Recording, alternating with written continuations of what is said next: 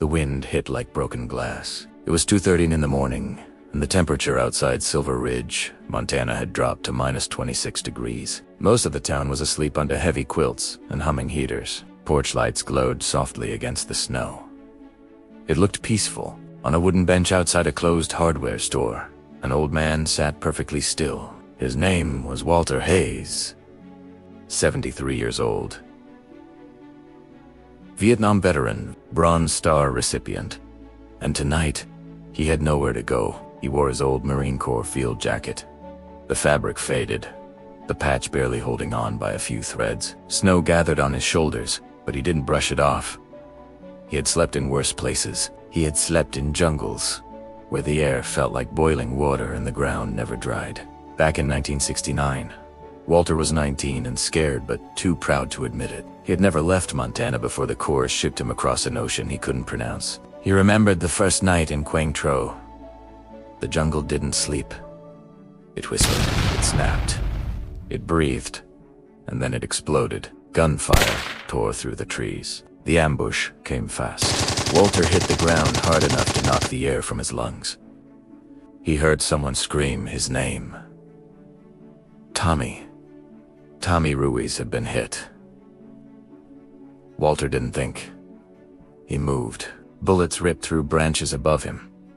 Mud kicked up around his boots. He crawled, then ran, then dove toward the sound of his friend's voice. Tommy was bleeding badly, panic rising in his eyes. Walter dragged him behind a shallow embankment and pressed his own body over him, shielding him as rounds cracked through the night. He stayed there until backup arrived. He stayed there because leaving was never an option. Tommy lived. Walter never talked about that night. When people thanked him for his service, he would nod politely and change the subject. He didn't feel like a hero. He felt like a man who did what needed to be done. The wind in Silver Ridge howled harder. Walter pulled his collar up. His pension covered groceries and medication. It didn't cover the rent increase that came last spring. He had quietly moved into his pickup truck. Then the transmission failed 2 weeks ago. He sold the truck for scrap and kept walking. He could have called Tommy. They still spoke every Memorial Day. But pride can be heavier than snow. A patrol car rolled slowly down Main Street. Officer Daniel Brooks almost didn't notice the figure on the bench. Almost. He slowed. Something about the way the man sat upright, alert, not slouch, made him turn around.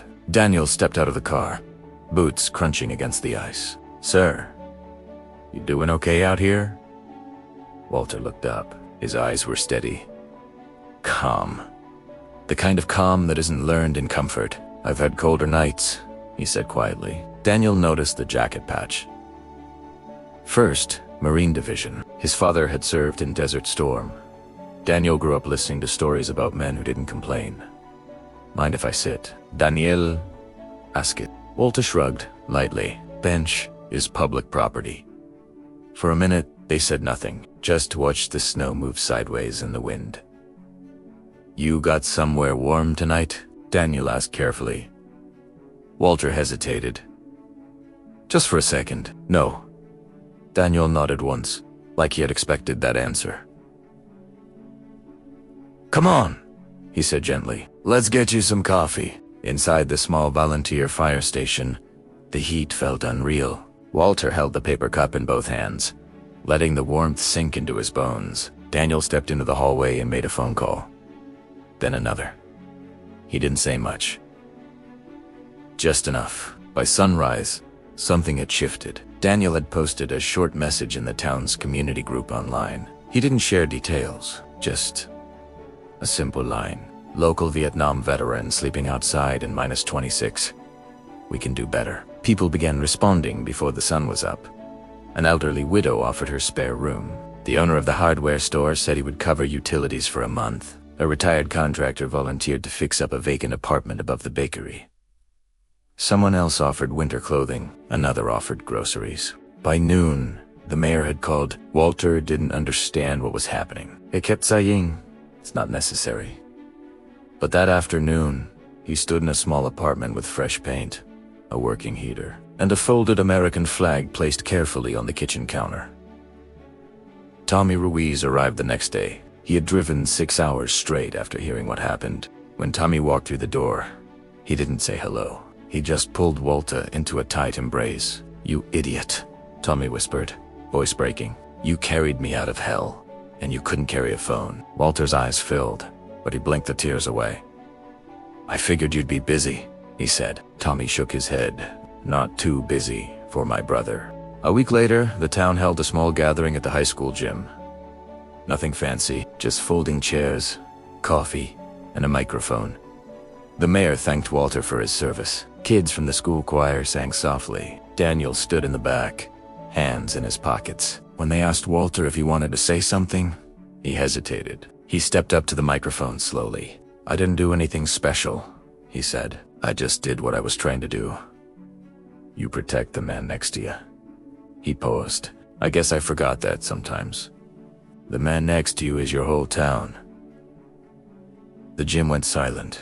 That night, Walter slept in a real bed for the first time in months. The heater hummed gently in the background. Outside, the snow continued to fall, but it no longer felt like an enemy. Before turning off the lamp, he looked at the folded flag on his dresser. For years, he believed strength meant handling everything alone, but sometimes strength is letting others stand guard for you. He had once slept in the jungle so his brothers could survive the night. Now, an entire town stood watch so he wouldn't have to face the cold alone. And for the first time in a long time, Walter Hayes slept in peace.